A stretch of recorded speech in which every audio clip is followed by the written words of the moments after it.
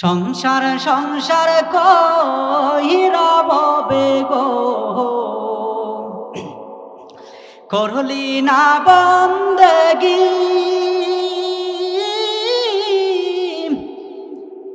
কিভাবে কাটাইবি মনরে খবরের জিন্দেগি রে।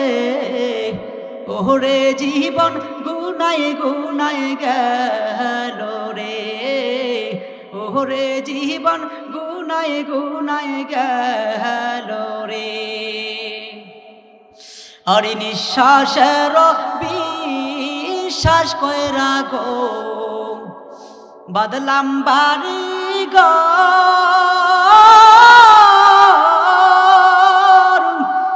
কোন দিন জানি আজরাইল সাগো সবই করে পরে। ওরে জীবন গুনাই গুনাই গেল রে। ওরে জীবন গুনাই গুনাই গেল রে। সংসার সংসার কইরা ববে গো, করলি না বন্দেগি। কিভাবে কাটাইবি মনরে কবরের জিন্দেগি রে। ওরে জীবন গুনাই গুনাই গেল রে। ওরে জীবন গুনাই গুনাই গেল রে। বাড়ির পাশে পুকুর পাড়ে গো, বাঁধবি বাসার ঘর। বায়ু নাই তোর বান্ধব নাই রে, কে লইবে খবর রে। ওরে জীবন গুনাই গুনাই গেল রে। ওরে জীবন গুনাই গুনাই গেল রে। সংসার সংসার কহিরা ববে গো, করলি না বন্দেগি। কিভাবে কাটাইবি মনরে কবরের জিন্দেগি রে। ওরে জীবন গুনাই গুনাই গেল রে। ওরে জীবন গুনাই গুনাই গেল রে। আলহামদুলিল্লাহি ওয়া কাফা ওয়া সালামুন আলা ইবাদিহিল্লাযীনা ইসতাফা।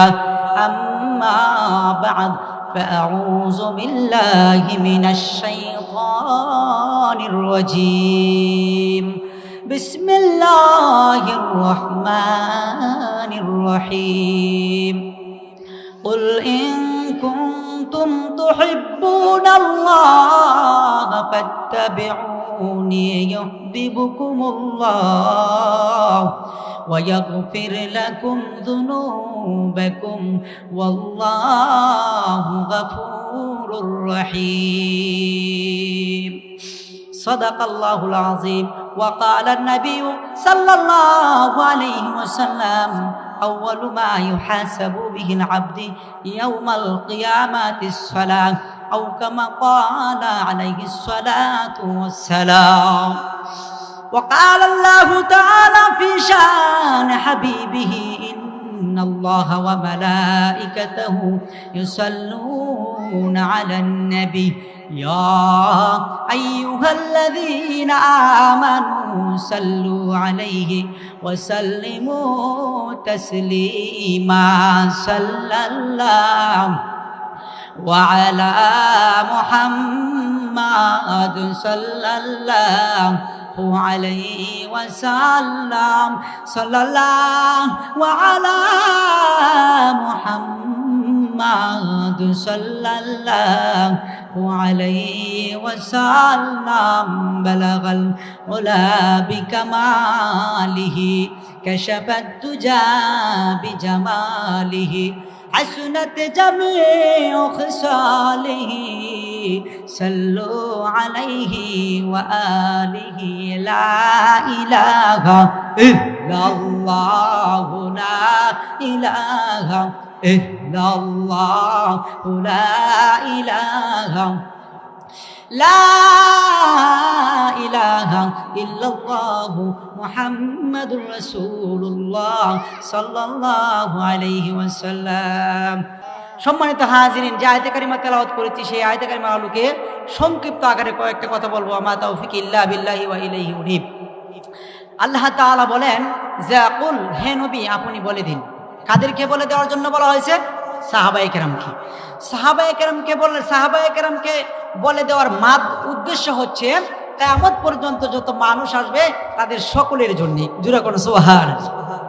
আল্লাহ তাআলা বলেন কুল ইন কুনতুম তুহিব্বুনাল্লাহ ফাত্তাবিউনি ইউহিব্বুকুমুল্লাহ ওয়া ইয়াগফির লাকুম যুনুবাকুম ওয়াল্লাহু গফুরুর রহিম। আল্লাহ তাআলা তার নবীকে ডাক দিয়ে বলে, ওহে নবী আপনি বলে দিন, আপনার উম্মতদেরকে বলে দিন। কি বলে দেওয়ার জন্য বলা হয়েছে? যে বলে দিন আমি আল্লাহকে, যদি আল্লাহ বলতেছেন আমি আল্লাহকে যদি মানুষ পাইতে চাই, আমি আল্লাহ তাআলার সন্তুষ্টি যদি মানুষ অর্জন করতে চাই, আমার মহব্বত যদি অর্জন করতে চাই, ফাত্তাবিউনি, হে রাসূল আপনার অনুসরণ যেন তারা করে। জোরে বলুন সুবহানাল্লাহ। সম্মানিত হাজিরিন, আল্লাহ রসুলের অনুসরণ ছাড়া আল্লাহর মহব্বত হাসিল করা যায় না। আল্লাহ রসুলের আদর্শ অবশ্যই লালন করতে হবে প্রত্যেকেই। কথা বলেন ঠিক কিনা? আল্লাহ রসুলের আদর্শ কি নামাজ বাদ দেয় নাকি নামাজ পড়া? জোরে কোন। এখন আল্লাহ কি রসুল নামাজ কি পড়ছেন না? নামাজ পড়েছেন। তাহলে আপনার আমার কি নামাজ পড়ার দরকার আছে না নাই? তাহলে আমরা যদি নামাজ না পড়ি তাহলে কি রসুলকে অনুসরণ করা হলো না? রসুলকে অনুসরণ করা হলো না। আল্লাহ রাসূলুল্লাহ সাল্লাল্লাহু আলাইহি ওয়াসাল্লামের যদি অনুসরণ আপনি আমি করি তাহলে সর্বপ্রথম ভাই নামাজ পড়তে হইব। জোরে কোন সুবহানাল্লাহ। নামাজ পড়তে হইব ভাই। নামাজ কিয়ামতের দিন আল্লাহ তাআলা নামাজ সম্পর্কে প্রথম প্রশ্ন করবেন। আল্লাহ রাসূলুল্লাহ সাল্লাল্লাহু আলাইহি ওয়াসাল্লাম বলেছেন, আউয়ালু মা ইউহাসাবু বিল আবদি ইয়াউমাল কিয়ামাতিস সালাহ। ও ভাই, কিয়ামতের ময়দানে সর্বপ্রথম নামাজের হিসাব দিতে হবে। ও ভাই, আমি নামাজ আজকে ছেড়ে দিয়েছি, নামাজ পড়ি না, নিজেও নামাজ পড়ি না, বিবিকেও নামাজের কথা বলি না, নিজেও নামাজ পড়ি না, সন্তানকেও নামাজের কথা বলি না। কথা বলেন ঠিক কিনা? ও ভাই, নামাজ আল্লাহ রাসূলুল্লাহ সাল্লাল্লাহু আলাইহি ওয়াসাল্লাম জীবনের অন্তিম মুহূর্তে যে কথাটা বলেছেন, সন্তানের কথা বলেন নাই, বিবির কথা বলেন নাই, জামাইয়ের কথা বলেন নাই, বলেছেন আসসালাতু ওয়া মা মালাকাত আইমানুকুম। নামাজ। হে আমার উম্মতেরা, নামাজ ছেড়ে দিও না। ও ভাই, সেই নামাজ আমরা আজকে পড়ি না। কথা বলেন ঠিক কি না? নামাজ ছেড়ে দিয়েছি, বেনামাজি হয়ে গেছি। ভাই, কবরে যা দেখেন বেনামাজির কি অবস্থা হবে? কবরের অবস্থা খুব ভয়াবহ অবস্থা হবে। নামাজ আপনার আমার সঙ্গী ছিল। কথা বলেন ঠিক কিনা? আমরা শুনছি না কেন রে ভাই বেনামাজি নামাজ কেন পড়ো না? নামাজ হবে সঙ্গের সাথী, দম ফুরালে পাইবা না। কথা বলো ঠিক কিনা ভাই? নামাজ আজকে আমরা ছেড়ে দিয়েছি। একটা মুসলমানের প্রথম দায়িত্ব হলো নামাজ আদায় করা। নামাজ সম্পর্কে কিয়ামতের দিন যেহেতু প্রথম হিসাব নিবে আপনার আমার, ভাই সেই নামাজ পড়ার দরকার আছে না নাই? জোরে বলি, নামাজ পড়ার দরকার আছে। দেখেন ভাই, হাসরের ময়দানে আল্লাহ তাআলা বলবেন, ও দুনিয়ার মানুষ, তোমরা সবাই কি আমাকে সেজদা দিয়েছিলে, রুকু করেছিলে, নামাজ পড়েছিলে? আমরা সেই দিন ভয়ে বলবো, ওগো আল্লাহ, আমরা সবাই নামাজ পড়েছিলাম গো আল্লাহ, সবাই নামাজ পড়েছিলাম, শুধু ভয়ে বলবে, ভয়ে বলবে। আল্লাহ তাআলা বলবে, তোমরা যদি নামাজ পড়ে থাকো তাহলে আমাকে আজকে একটা রুকু করে দেখাও, আজকে একটা সিজদা করে দেখাও। ও ভাই, ও যুবক ভাই, হাসরের ময়দানে রুকু দিতে চাইবে যারা দুনিয়ার জমিনে নামাজ পড়তো, তারাই শুধু রুকু দিতে পারবে, সিজদা করতে পারবে। যারা দুনিয়ার জমিনে নামাজ পড়ে নাই, রুকু দেয় নাই, সিজদা দেয় নাই, তারা ভাই সেই দিন আর রুকু দিতে পারবে না। জোরে কর নাউজুবিল্লাহ। ওই জাহান্নামের মধ্যে মানুষ, অনেক মানুষ বেনামাজি হওয়ার কারণে যাবে। কারণ জান্নাতীরা জাহান্নামীদেরকে প্রশ্ন করবে, মা সালাকাকুম ফি সাকার, ও জাহান্নামীরা তোমরা কেন জাহান্নামে আসছো, কিসে তোমাদেরকে জাহান্নামে নিয়ে আসছে? ওই জাহান্নামীরা বলবে, ক্বালু লাম নাকু মিনাল মুসাল্লিনা ওয়া লাম নাকু নুতঈমুল মিসকিন। নামাজ পড়ি নাই, নামাজ পড়ি নাই, আর এতিম মিসকিনদেরকে খাবার দেই নাই, নামাজ না পড়ার কারণে জাহান্নামে আসছি। জোরে কোন নাউজুবিল্লাহ। সেই নামাজ পড়ার দরকার আছে না? না ভাই, নামাজ পড়ার দরকার আছে তো। তাই আমরা নামাজ আজকে পড়তেছি না, আমরা আজকে একটা লোককে আঠায় আঠায় মসজিদে আনতে পারি না ভাই। আল্লাহ তাআলা কোরআনে কারিমের মধ্যে বলেছেন, ওয়াকিমুস সালাহ, নামাজ কায়েম করো, নামাজ আদায় করো, নামাজ প্রতিষ্ঠা করো, আল্লাহ হুকুম করেছেন। কিন্তু আমরা একজন আজকে হিকমতের সহিত বলেও নামাজ আনতে পারি নাই। কেন? নামাজ কি আমার আপনার দরকার আছে না? নামাজ পড়লেই তো বাঁচা সম্ভব। আল্লাহর হুকুম সবচেয়ে বড় হুকুম নামাজ। আল্লাহ তাআলার হাবিব বলেন, বান্দা যখন আল্লাহর কুদরতি কদমে সিজদা দেয়, তখন আল্লাহ আর বান্দার মধ্যে কোনো পার্থক্য থাকে না, তার মধ্যে কোনো হিজাব থাকে না, পর্দা থাকে না। জোরে কোন সুবহানাল্লাহ। আল্লাহর নবীকে প্রশ্ন করা হলো, বান্দা কখন আল্লাহর নৈকট্য হয়? তখন রাসূলুল্লাহ সাল্লাল্লাহু আলাইহি সাল্লাম বলেছেন, বান্দা যখন আল্লাহকে সিজদা দেয়, তখন আল্লাহর সবচেয়ে কাছে হয়ে যায়, নৈকট্য হয়ে যায়, কাছে হয়ে যায়। জোরে কোন সুবহানাল্লাহ। এই জন্যই তো হাদিসের মধ্যে আসছে, আসসালাতু মি'রাজুল মুমিনিন, নামাজ হলো মুমিনের জন্য মেরাজ সমতুল্য। জোরে কোন সুবহানাল্লাহ।